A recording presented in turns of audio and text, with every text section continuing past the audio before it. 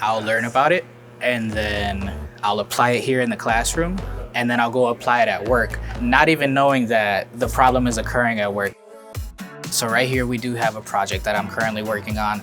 Basically, in our commercial class, we're learning how to create the vapor compression cycle on a small scale. We have our compressor, our evaporator, we braze in our filter dryers, our solenoids, just to give us kind of an idea of what it would be like in the real world. Great thing about this program is that they take you through each and every step. We have boilers, we also have rooftop units. Our teachers are really good at giving us problems that really can happen in the real world. We had a fuse right here that we had to replace, and then just a couple days later on a Friday, I'm on my rooftop at my job, and I'm changing out a fuse as well.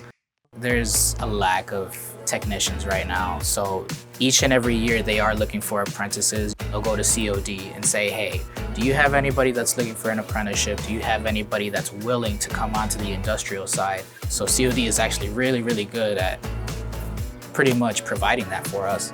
Find out what works for you, find out what you like best. There's just so many avenues you can go on.